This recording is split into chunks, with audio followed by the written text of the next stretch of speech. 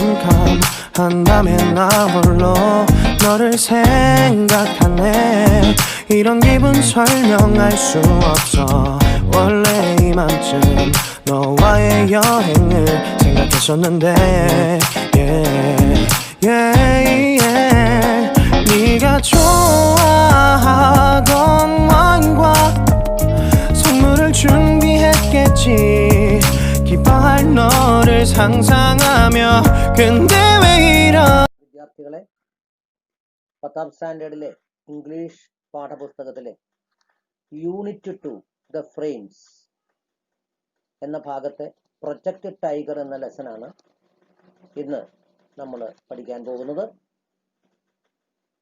ഇത് പ്രശസ്ത ഫിലിം പ്രൊഡ്യൂസറും ഡയറക്ടറുമായ സത്യജിത് റേയുടെ ഒരു മെമ്മോയറാണ്, ഒരു ഓർമ്മക്കുറിപ്പ്. നമുക്ക് ഇൻട്രൊഡക്ഷനിലേക്ക് പോകാം.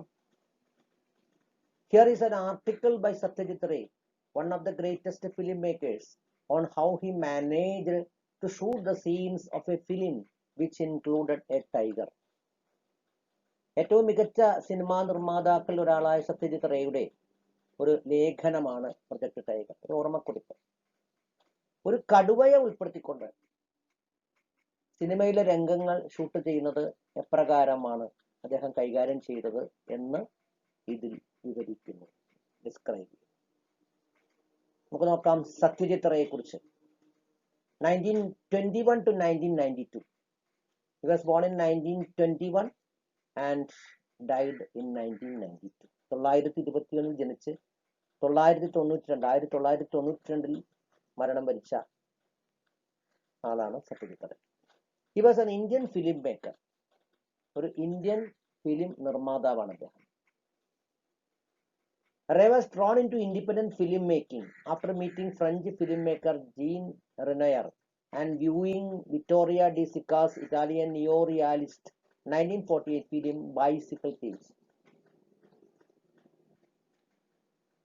ഫ്രഞ്ച് ഫിലിം നിർമ്മാതാവായ ജീൻ റെനോയറിനെ കണ്ടുമുട്ടിയ ശേഷവും വിറ്റോറിയ ഡി സിക്കായുടെ 1948 നിയോ റിയാലിസ്റ്റ് ഫിലിമായ ബൈസിക്കിൾ തീവ്സ് കണ്ടതിന് ശേഷവും അദ്ദേഹം സ്വതന്ത്രമായ സിനിമാ നിർമ്മാണത്തിലേക്ക് ആകർഷിക്കപ്പെട്ടു. രണ്ട് കാര്യങ്ങളാണ് അദ്ദേഹത്തെ സിനിമാ നിർമ്മാതാവ് ആയിരിക്കാനായിട്ട് അദ്ദേഹം ആകർഷിക്കപ്പെട്ടത്. അതിലേക്ക് ആകർഷിക്കപ്പെടാൻ രണ്ട് കാരണങ്ങളാണ്. First of all, he met French film maker Jean Renoir and viewing Vittorio De Sica's Italian neo realist film. Neo realist പറഞ്ഞാൽ യഥാർത്ഥ വാദത്തിൽ നിന്ന് വ്യതിചരിച്ച് യഥാർത്ഥ സംഭവത്തെ ചിത്രീകരിക്കുന്ന ഉദ്ദേശമുള്ള കലാസാഹിത്യ പ്രസ്ഥാനം ഇറ്റലിയിൽ വളരെയധികം പ്രകടമായിരുന്നു അക്കാലങ്ങളിൽ. പാവപ്പെട്ടവരുടെയും അതുപോലെ തന്നെ പണിയെടുക്കുന്നവരുടെയും ജീവിത സാഹചര്യങ്ങളെ സംബന്ധിച്ച് സിനിമകൾ എടുക്കുക എന്നുള്ളതായിരുന്നു ആ ഒരു പ്രസ്ഥാനത്തിന്റെ ഉദ്ദേശം. അതാണ് നിയോ റിയാലിസ്റ്റ് എന്ന് പറയുന്നത്. Ray directed 36 films.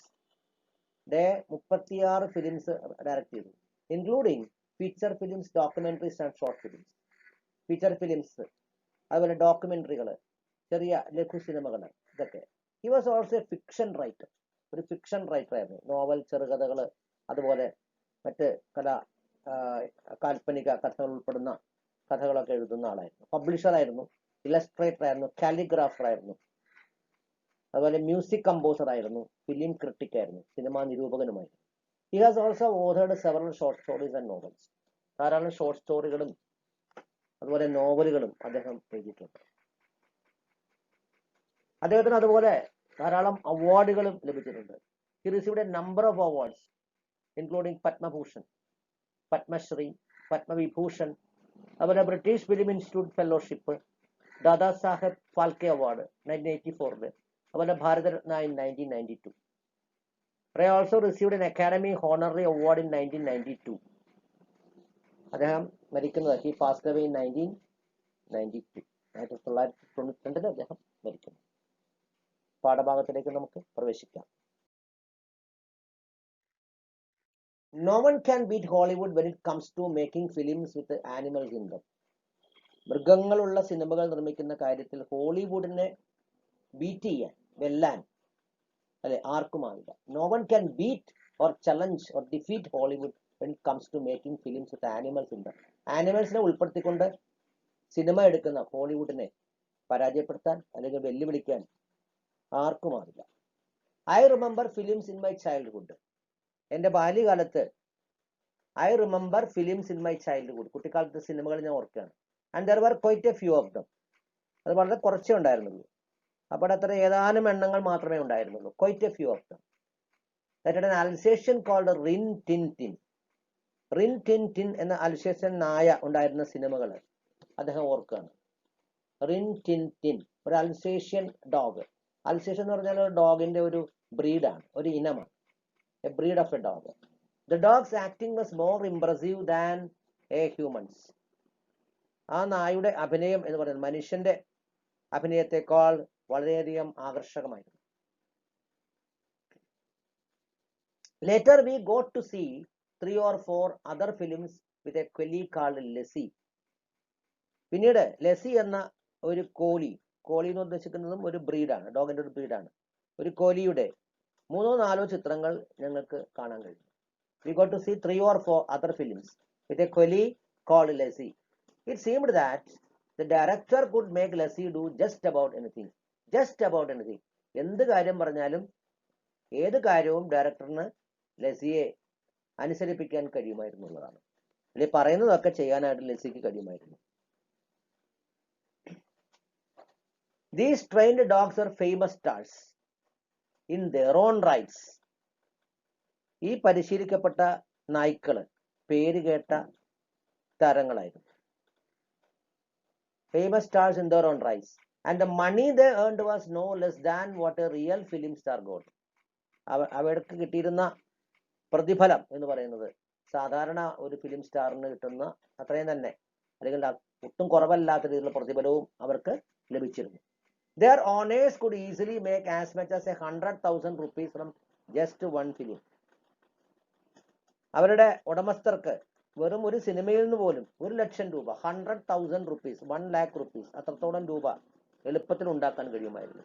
Their owners could easily make, എളുപ്പത്തിൽ ഉണ്ടാക്കാൻ സാധിക്കുമായിരുന്നു. ഈ first പാരഗ്രാഫിൽ then do you know that a paragraph normally contains a topic sentence? ഈ ലെസണുമായിട്ട് ഒരു ടോപ്പിക് ഉണ്ട്. ആ ടോപ്പിക് സെന്റൻസിനകത്ത് ഏതാണ്? It is general in nature and can be anywhere in the paragraph. The other sentences in the paragraph support, prove, give examples and present additional information in the topic sentence. ഒരു topic sentence ഉണ്ടാവും, അതിനെ support ചെയ്യുന്ന മറ്റ് അനുബന്ധ സെന്റൻസുകളും ഉണ്ടാകും. Identify the topic sentence in the first paragraph. First പാരഗ്രാഫിലുള്ള ആ ടോപ്പിക് സെന്റൻസ് ഏതാണെന്ന് നമുക്കറിയാം. എന്തിനെ കുറിച്ചാണ് എന്നിട്ട് പറഞ്ഞിരിക്കുന്നത്? Making films with animals is the topic sentence. അതാണ് ടോപ്പിക് സെന്റൻസ്. മൃഗങ്ങളെ വെച്ച് സിനിമ എടുക്കുക എന്നുള്ളതാണ്. അതുപോലെ തന്നെ how many examples are given to support the topic sentence? There are 2 examples to support the topic sentences. എന്ന് പറയുന്നത് one example is about an Alsatian called Rin Tin Tin and the other one a collie called Lassie. രണ്ടുപേരുടെയും example ഇതിനകത്ത് കൊടുത്തിട്ടുണ്ട്. Okay. Second paragraph. I realized how reverently these animal actors were treated. Realize means come to know, തിരിച്ചറിയുക. Reverently, എന്താ reverently എന്ന് പറഞ്ഞാല് respectfully, ആദരവോടുകൂടി നട്ടം. ഇതൊക്കെ not ചെയ്ത് വെക്കണം കേട്ടോ. reverently, respectfully. I realized how reverently these animal actors were treated when I happened to see the shooting of a film 20 years ago in Disney Studio in Hollywood. ഹോളിവുഡിലെ Disney സ്റ്റുഡിയോയിൽ വെച്ച് 20 കൊല്ലങ്ങൾക്ക് മുമ്പ് ഒരു സിനിമയുടെ ചിത്രീകരണം കാണാനിടയായപ്പോഴാണ് ഈ മൃഗങ്ങളെ കൊണ്ടുള്ള അഭിനേതാക്കൾ, മൃഗങ്ങളായിട്ടുള്ള അഭിനേതാക്കളോട് എത്ര ആദരവോടുകൂടിയാണ് അല്ലെങ്കിൽ എത്ര റെവറന്റ് ആയിട്ടാണ് ആളുകൾ പെരുമാറുന്നതെന്ന് ഞാൻ മനസ്സിലാക്കിയത്. Reverently these animal actors were treated. ഈ മൃഗങ്ങള്, അഭിനേതാക്കളായിട്ടുള്ള ഈ മൃഗങ്ങളോട് എത്ര ആദരവോടുകൂടിയാണ് ആളുകൾ പെരുമാറുന്നതെന്ന് അപ്പോഴാണ് എനിക്ക് മനസ്സിലായത്. The main character in this film was A large dog. ആ സിനിമയിലെ പ്രധാനപ്പെട്ട കഥാപാത്രം ഒരു വലിയ നായ ആയിരുന്നു, ഒരു നായ. I reached the studio to find that the shooting had not yet started. ഞാൻ അവിടെ ചെന്നപ്പോൾ ചിത്രീകരണം അല്ലെങ്കിൽ ഷൂട്ടിംഗ് തുടങ്ങിയിട്ടുണ്ടായിരുന്നില്ല. Next The cameraman was getting the lights ready. Cameraman ലൈറ്റുകൾ റെഡിയാക്കുകയായിരുന്നു, ഒരുക്കുകയായിരുന്നു. It is customary. Customary means habitually or usual or habitual, പതിവുള്ള, സാധാരണമായ നൃത്തം. എന്തായിരുന്നു പതിവായിട്ടുള്ള കാര്യങ്ങൾ? It is customary for actors to be present when the lights are arranged. For they have to show the cameraman how they will walk or where they will stand in a particular shot. ഒരു പ്രത്യേക ഷോട്ടിൽ തങ്ങൾ എങ്ങനെയാണ് നടക്കുക അല്ലെങ്കിൽ എവിടെയാണ് നിൽക്കുക എന്ന് ഫോട്ടോഗ്രാഫറെ കാണിച്ചു കൊടുക്കുന്നതിനായിട്ട് ലൈറ്റുകൾ ക്രമീകരിക്കുന്ന സമയത്ത് അഭിനേതാക്കൾ ഹാജരാകുക പതിവായി. അഭിനേതാക്കൾ ഹാജരാകുക. Actors to be present when the lights are arranged. ലൈറ്റുകൾ അറേഞ്ച് ചെയ്യുമ്പോൾ ആക്ടേഴ്സ് പ്രസന്റ് ആയിരിക്കണം. Actors should present when the lights are arranged. എന്തിനാ? Because they have to show the cameraman how they will walk or where they will stand in a particular shot. ഒരു പ്രത്യേക ഷോട്ടിൽ അവരെങ്ങനെ നിൽക്കണം അല്ലെങ്കിൽ എങ്ങനെ നടക്കണം എന്നെ സംബന്ധിച്ച് ക്യാമറാമാനെ കാണിച്ചു കൊടുക്കണം അതിന് വേണ്ടിയിട്ട്.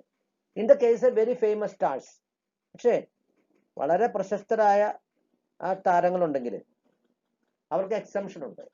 In the case a very famous stars this job is done by their standins. ഈ ജോലി, ഇപ്പൊ ഈ നേരത്തെ പറഞ്ഞ ജോലി ചെയ്യുന്നത് അവരുടെ ഡ്യൂപ്പുകളാണ്, സ്റ്റാൻഡിനുകളാണ്. ഡ്യൂപ്പുകളാണ് ഈ കാര്യം നടത്തുന്നത്. മനസ്സിലായ? വളരെ പ്രശസ്തരായിട്ടുള്ള താരങ്ങളുടെ കാര്യത്തിൽ ഈ ജോലി അവരുടെ സ്റ്റാൻഡിൻസ് എന്ന് പറഞ്ഞാൽ ഡ്യൂപ്പുകളാണ് നിർവഹിച്ചിരുന്നത്. ഡ്യൂപ്പ് എന്ന് പറഞ്ഞാൽ എന്താണ്? സ്റ്റാൻഡ് എന്ന് പറഞ്ഞാൽ എന്താണ്? Is usually a person who is physically similar to the real star. Dupe എന്ന് പറഞ്ഞാൽ സാധാരണ യഥാർത്ഥ താരത്തോട് ശാരീരികമായിട്ട് ഫിസിക്കലായിട്ട് സിമിലർ ടു, സാദൃശ്യമുള്ള ഒരാളായിരിക്കും. The stars themselves arrive only when the lights are ready and it is time to take a shot. Shot എടുക്കാറാകുമ്പോഴേക്കും ലൈറ്റുകളൊക്കെ തയ്യാറായി ശരിയായി അല്ലെ, ഷോട്ട് എടുക്കാറാകുമ്പോഴാണ് താരങ്ങൾ എത്തുന്നത്. Second, does the second paragraph introduce a new topic sentence? If not, what supporting detail about the animal actors of Hollywood do you get from this paragraph? Second പാരഗ്രാഫിൽ what additional information do you get about standins എന്ന് ചോദിക്കുന്നുണ്ട്. അപ്പോ second പാരഗ്രാഫിൽ പ്രത്യേകിച്ച് ഒരു ടോപ്പിക് സെന്റൻസുകളൊന്നുമില്ല. No, the second paragraph is supporting the topic sentence of the first paragraph. Animal actors in the Hollywood get the same reverence like very famous stars and they have stand-ins. Stand-in എന്ന് പറയുന്നത് എന്താണ്? A stand-in is a person who is physically similar to the real star and does the same work of the real star when the lights are arranged. ഇതാണ് പറയുന്നത്. Next part. Here in Disney studio, I noticed that a few actors were moving about in the set. ഒരു Disney സ്റ്റുഡിയോയിലെ ഏതാനും അഭിനേതാക്കള് സെറ്റില് അങ്ങോട്ടും ഇങ്ങോട്ടും ചലിക്കുന്നതായിട്ട് ഞാൻ കണ്ടു. Moving about in the set and on one side, ഒരു സൈഡിലായിട്ട് A large dog, the same large dog, അതേ വലിയ നായി. Standing quietly was the protagonist. The same large dog was standing. He was the protagonist. അവിടെ നിൽക്കുന്നുണ്ടായിരുന്നു. അത് protagonist ആണ്. Protagonist പ്രധാന കഥാപാത്രം ആണ്. പ്രോട്ടഗോണിസ്റ്റ്, മെയിൻ ക്യാരക്ടർ ആണ് protagonist. The cameraman shouted to everyone to take their positions. Cameraman എല്ലാവരോടും ഉറക്കെ വിളിച്ചു പറഞ്ഞു, അവരുടെ സ്ഥാനങ്ങളിൽ പോയി നിൽക്കണമെന്ന് അല്ലെ ക്യാമറാമാൻ വിളിച്ചു പറഞ്ഞു. But the dog remained where it was. പക്ഷെ ആ നായ അവിടെ തന്നെ നിൽക്കുകയാണ് അനങ്ങാതെ. The dog remained where it was. This puzzled me. ഇത് എന്നെ ആകെ കൺഫ്യൂസ്ഡ് ആക്കി. Puzzled means confused. Could it be that it was not required in the next shot? അടുത്ത ഷോട്ടിൽ ഇതിന് ആവശ്യം ഉണ്ടാകുമോ എന്നാണ് എൻ്റെ തോന്നല്. What is the puzzling incident described in paragraph 3? Paragraph 3 പറഞ്ഞ പസിലിംഗ് ഇൻസിഡന്റ് എന്തായിരുന്നു? അതാണ് അടുത്ത ക്വസ്റ്റ്യൻ പറഞ്ഞിരിക്കുന്നത്. Satyajit Ray was watching a shooting in Disney studio. A few actors were moving about in the set and a large dog was standing by the side. When the cameraman asked everyone to take their positions, the dog remained where it was. This puzzled the author. ഇതാണ് ഓഥറിനെ puzzle ചെയ്തത്. That is the answer of this question. Which incident shows that the animal actors in Hollywood were treated with reverence animal ആക്ടേഴ്സിനോട് വളരെ reference ആണ് കാണിക്കുന്നത്, respect ആണ് കാണിക്കുന്നത്. ഏത് incident ആണ് നമ്മൾ മനസ്സിലാക്കുന്നത്? When Ray was watching the shooting in Disney സ്റ്റുഡിയോയില് റേ ഒരു ഷൂട്ടിംഗ് വാച്ച് ചെയ്യായിരുന്നു. അപ്പൊ എന്താ കണ്ടത്? He notice that the animal actor, a dog, a large dog, had a standing, ഒരു ഡ്യൂപ്പ് ഉണ്ടെന്ന് കണ്ടു. A dwarf with a hairy, അത് അടുത്ത പാരഗ്രാഫിൽ വരുന്നതാണ്, 4th പാരഗ്രാഫിലാണ് പറയുന്നത്. എ ഡ്വാർഫ് പറഞ്ഞിട്ട് നമുക്ക് അതിലേക്ക് കിടക്കാം. Before I could ask someone A strange thing happened. ഞാൻ ആരോടെങ്കിലും ചോദിക്കുന്നതിന് മുൻപ് ഒരു വിചിത്രമായ ഒരു കാര്യമാണ് അവിടെ ഉണ്ടായത്. From nowhere appeared little dwarf, എവിടെ നിന്നോ ഒരു പൊക്കം കുറഞ്ഞ അല്ലെങ്കിൽ ഒരു കുള്ളൻ പ്രത്യക്ഷപ്പെട്ടു. Followed by another man carrying a hairy dog skin, അതിന് പിന്നാലെയായിട്ട് ഒരു നായുടെ തോലുമായിട്ട് ഒരാള് പിന്നാലെയും എത്തി. Then to my perfect amazement, എന്നെ പിന്നീട് എന്നെ ശരിക്കും അമ്പരിപ്പിച്ചുകൊണ്ട് എന്താണ് സംഭവിച്ചത്? Then to my perfect amazement the dwarf went down on all the fours. ആ കുള്ളൻ വെറും ഒരു മൃഗത്തെ പോലെ 4 കാലിൽ നിൽക്കുകയാണ് ചെയ്തത്. Dwarf went down on all the fours on a chalk mark on the floor. ഫ്ലോറിൽ ഒരു ചോക്ക് കൊണ്ട് ഒരു അടയാളം ഇട്ടിട്ടുണ്ടായിരുന്നു, അവിടെ നിൽക്കുകയാണ്. Just like an animal, മൃഗത്തെ പോലെ. And the dog skin was draped over him. ആ നായ്ത്തോല് അയാളുടെ മേൽ കവർ ചെയ്യപ്പെട്ടു, മൂടപ്പെട്ടു, അല്ലെങ്കിൽ പൊതിയപ്പെട്ടു എന്നർത്ഥം. Draping means covering, drape means to cover or adorn with a cloth, പൊതിയുക എന്നൊക്കെ അർത്ഥം. draped over him. Then he crawled, എന്ത് ചെയ്തു? From one mark to another, ഒരു മാർക്കിൽ നിന്നും ഒരു അടയാളത്തിൽ നിന്നും മറ്റൊന്നിലേക്ക് അയാൾ ഇഴഞ്ഞു നീങ്ങുകയാണ്, ഒരു നായെ പോലെ. And the cameraman got busy with the lights. ഈ സന്ദർഭത്തിൽ ക്യാമറാമാൻ ലൈറ്റുകളുടെ കാര്യത്തിൽ വളരെയധികം വ്യാപൃതനാവുകയാണ്. It finally dawned upon me. Dawn means to become clear എന്നർത്ഥം. Dawn എന്ന് പറഞ്ഞാൽ പ്രകാശം എന്നാണ് അർത്ഥം, അല്ലെങ്കിൽ പ്രഭാതം എന്നൊക്കെ അർത്ഥമുണ്ട്. Dawn, പുലരി എന്നൊക്കെ അർത്ഥം. It finally dawned, ഇവിടെ അർത്ഥം എന്ന് പറഞ്ഞാൽ became clear. It finally dawned upon me that this dwarf was paid to be the dog stand-in. ഈ കുള്ളന് പ്രതിഫലം നൽകുന്നുണ്ട് എന്ന കാര്യം അവസാനം എനിക്ക് ബോധ്യമായി. അപ്പോൾ ആ തന്നിരിക്കുന്ന ക്വസ്റ്റിന്റെ ആൻസർ ഇപ്പോൾ ഞാൻ നിങ്ങൾക്ക് മനസ്സിലായി കാണും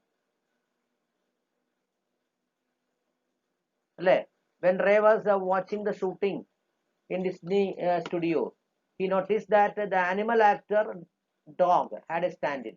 A dwarf with a hairy dog skin crawled from one mark to another while the cameraman was busy with the lights. ഇതാണ് ആ ക്വസ്റ്റിന്റെ ആൻസർ. നേരത്തെ പറഞ്ഞ ക്വസ്റ്റിന്റെ ആൻസർ ആയിട്ട് വരുന്നത്. Which incident shows that the animal actors in Hollywood were treated with reverence. Animal ആക്ടേഴ്സിനോട് വളരെയധികം reference അവിടെയാണ്, അല്ലെങ്കിൽ ആദരവോടുകൂടിയാണ് പെരുമാറുന്നത് എന്ന് കാണിക്കുന്ന ഒരു ഭാഗമാണിത്. 5th പാര. Every animal in Hollywood is well trained.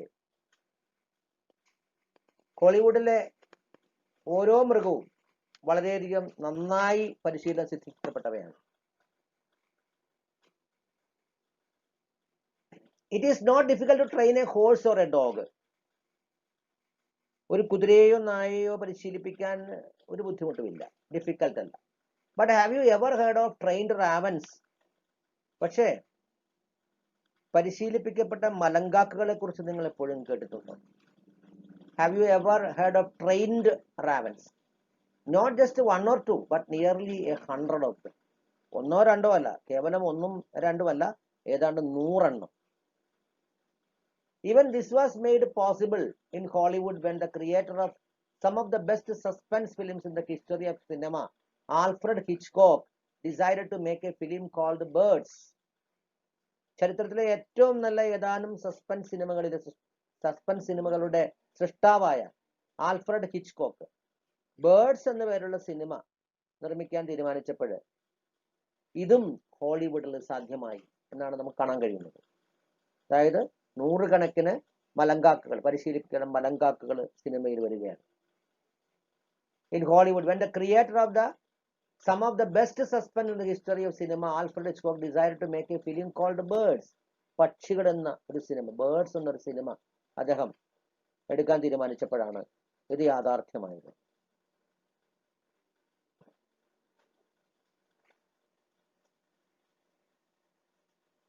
In the story, ഈ സിനിമയിലെ കഥ എന്ന് പറയുന്നത്, birds from all over the world start attacking humans. ലോകമെമ്പാടുമുള്ള പക്ഷികൾ വന്ന് മനുഷ്യനെ ആക്രമിക്കാൻ തുടങ്ങുകയാണ്. അതാണ്.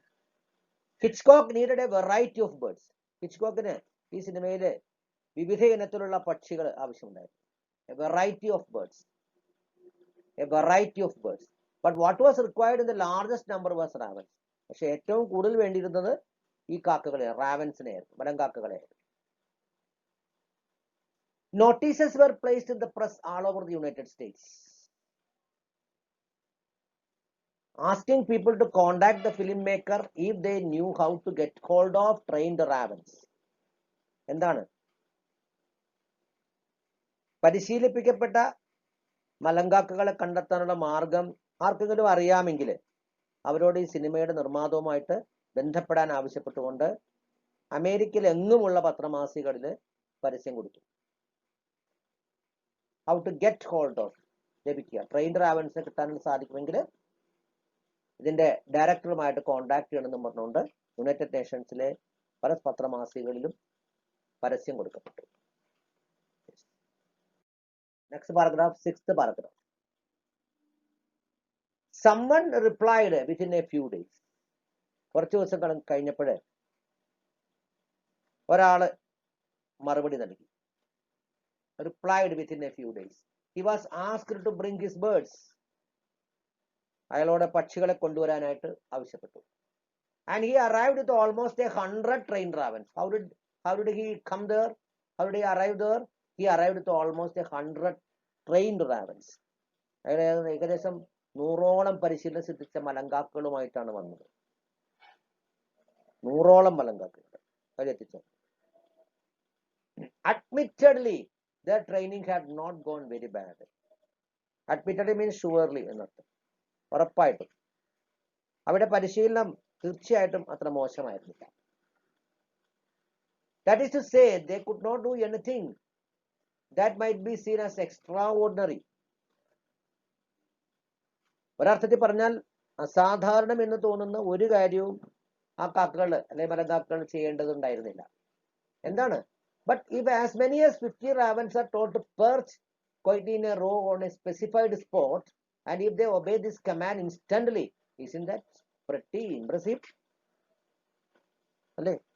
അവരുടെ പരിശീലനം മോശമായിരുന്നില്ല, പിന്നെ കാര്യമായിട്ട് അവൊന്നും ചെയ്യേണ്ടതുണ്ടായിരുന്നില്ല. പിന്നെ എന്താ ചെയ്യേണ്ടത്?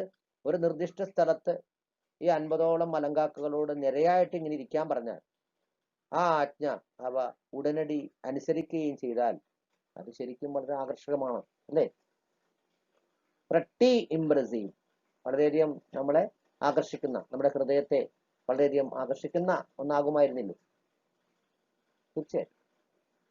What were the difficulties Alfred Hitchcock had to face while making the film Birds? Birds എന്ന സിനിമ എടുക്കാൻ പോയപ്പോൾ ആൽഫ്രഡ് ഹിച്ച്കോക്കിന് ഫേസ് ചെയ്യേണ്ടി വന്ന, അഭിമുഖീകരിക്കേണ്ടി വന്ന ബുദ്ധിമുട്ടുകൾ എന്തായിരുന്നു? He wanted nearly 100 trained ravens and a variety of birds for his film Birds. Getting such a large number of trained ravens and birds was the main difficulty that he faced. How did Hitchcock manage to get a large number of ravens for his film?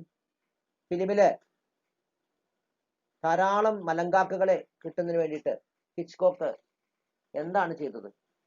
He gave notice in the newspapers all over the United States to get trained ravens. മനസ്സിലായോ? പിന്നെ പറയുന്നു ഇവിടെ, what is described as pretty impressive. What do you know about pretty impressive? എന്താണ് pretty impressive? 50 ravens were told to perch quietly in a row on a particular spot, and all of them obeyed the commands of the trainer. This is described as pretty impressive. മനസ്സിലായോ?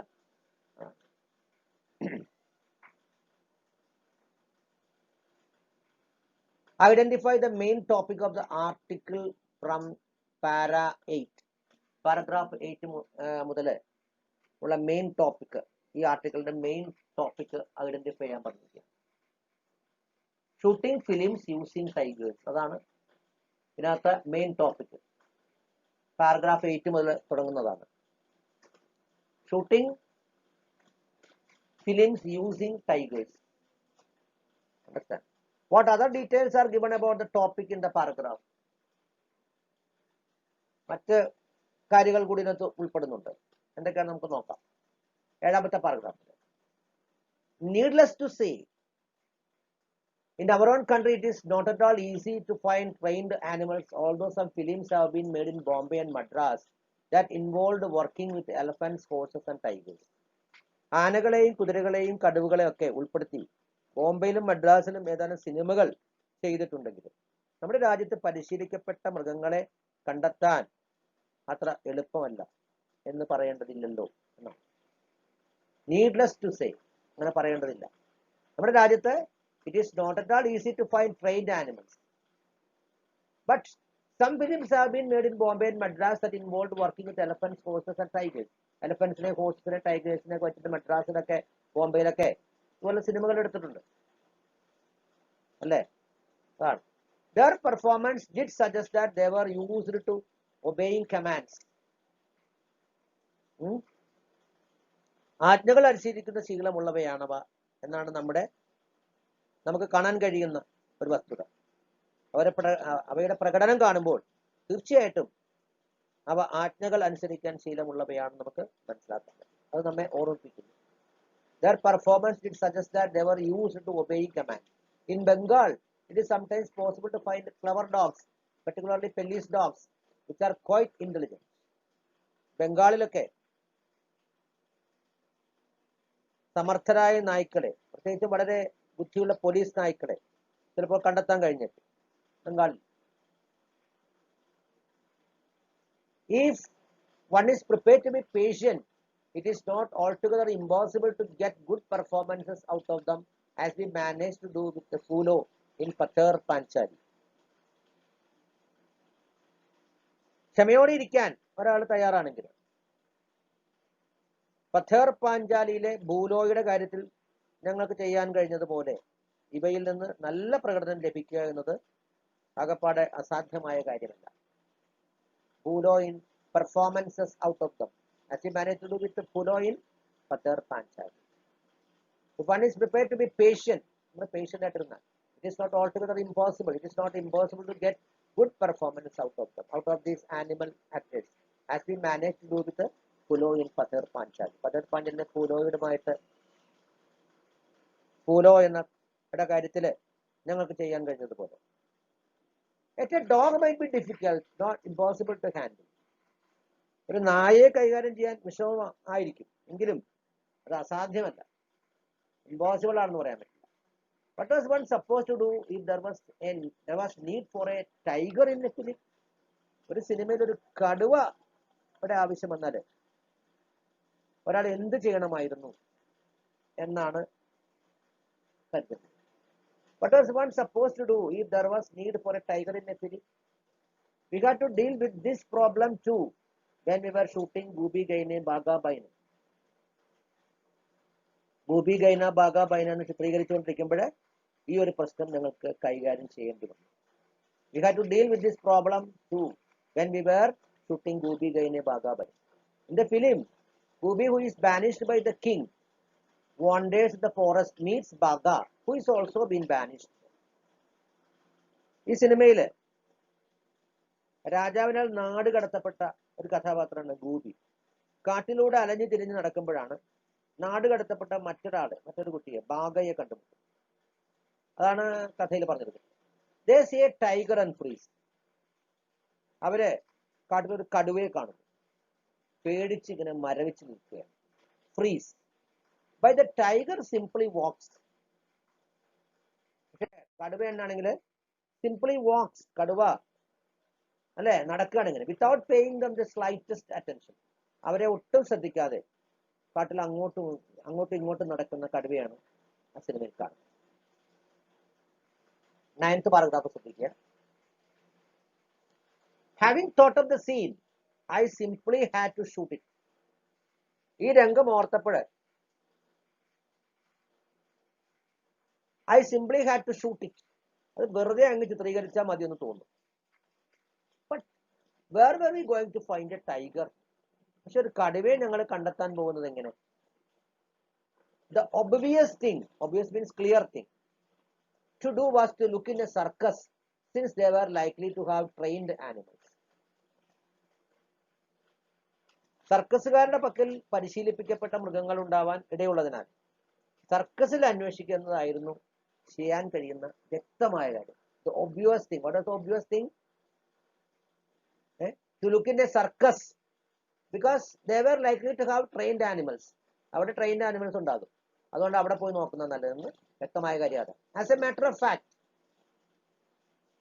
of fact, one called Bharat Circus was visiting Calcutta at the time, holding shows in Marcus Square. ആ സമയത്ത് Bharat circus എന്ന് വിളിക്കപ്പെടുന്ന സർക്കസുകാർ Marcus സ്ക്വയറിൽ പ്രദർശനം നടത്തിക്കൊണ്ട് കൽക്കട്ടയിൽ ഉണ്ടായിരുന്നു. അതാണ് അവിടുത്തെ Bharat circus visiting Calcutta at the time, holding shows in Marcus Square. We sent someone to make an appointment with his Tamil manager and then went to meet him one morning. അതിന്റെ തമിഴ്നാട്ടുകാരനായ മാനേജറുമായിട്ട് ഒരു കൂടിക്കാഴ്ചയ്ക്ക് സമയം അനുവദിച്ചു കിട്ടാൻ വേണ്ടിയിട്ട് ഞങ്ങൾ ഒരാളെ അയച്ചു. And then went to meet him one morning. ഒരു ദിവസം രാവിലെ ഞങ്ങൾ അദ്ദേഹത്തെ കാണാൻ പോയി. He greeted us warmly. അദ്ദേഹം ഞങ്ങളെ വളരെ ഹൃദ്യമായിട്ട് സ്വാഗതം ചെയ്തു, സ്വീകരിച്ചു. And ordered South Indian coffee for us. ഞങ്ങൾക്കായി ദക്ഷിണേന്ത്യൻ കാപ്പി കൊണ്ടുവരാനായിട്ട് നിർദ്ദേശിക്കുകയും ചെയ്തു. The manager heard the reason for our visit. ഞങ്ങൾ എന്തിനാണ് വന്നത്, ഞങ്ങളുടെ സന്ദർശനത്തിന്റെ കാരണം എന്താണെന്ന് മാനേജർ കേൾക്കുകയും he heard the reason for our visit, then sent for one Mr. Thorat. Thorat എന്ന ഒരാളെ ആളയച്ച് വരുത്തുകയും ചെയ്തു. He turned out to be the ring master. ആരാണ് തോറാട്ട്? മൃഗങ്ങളെ പരിശീലിപ്പിക്കുന്ന ഒരു റിംഗ് മാസ്റ്ററായ ആളാണ് mister Thorat. He too was a South Indian. അദ്ദേഹം ഒരു ദക്ഷിണേന്ത്യക്കാരനായിരുന്നു. വെരി വെൽ ബിൽറ്റ്, നല്ല ആരോഗ്യമുള്ള, നല്ല ഉറച്ച ശരീരഘടനയുള്ള, അതാണ് well built. With features somewhat like those of a Nepali.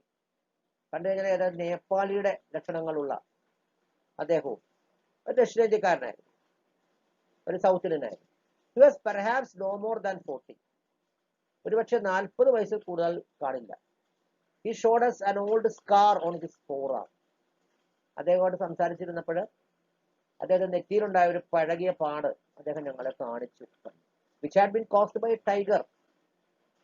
അത് ഒരു കടുവ മൂലം അദ്ദേഹത്തിന് ലഭിച്ചതാണെന്ന് അദ്ദേഹം ഞങ്ങളോട് പറഞ്ഞു. ഇത്രയും കാര്യങ്ങളാണ് ഇന്നത്തെ വീഡിയോയിൽ ഞാൻ നിങ്ങൾക്ക് പറഞ്ഞു തരുന്നത്. അടുത്ത വീഡിയോ കൂടി നമുക്ക് ഈ പാഠഭാഗം അവസാനിപ്പിക്കാൻ സാധിക്കും. അതുകൊണ്ട് ഈ പാഠഭാഗം മുഴുവൻ വായിക്കണം, ഈ വീഡിയോ മുഴുവൻ കാണണം, കാര്യങ്ങൾ മനസ്സിലാക്കണം. മലയാളം മീനിങ് കൂടി പറയുന്നത് മലയാളം മീഡിയം സ്റ്റുഡൻസിനെ കൂടി ഉദ്ദേശിച്ചിട്ടാണ്. അതുകൊണ്ട് എല്ലാവരും സഹകരിക്കുക. Okay, thank you.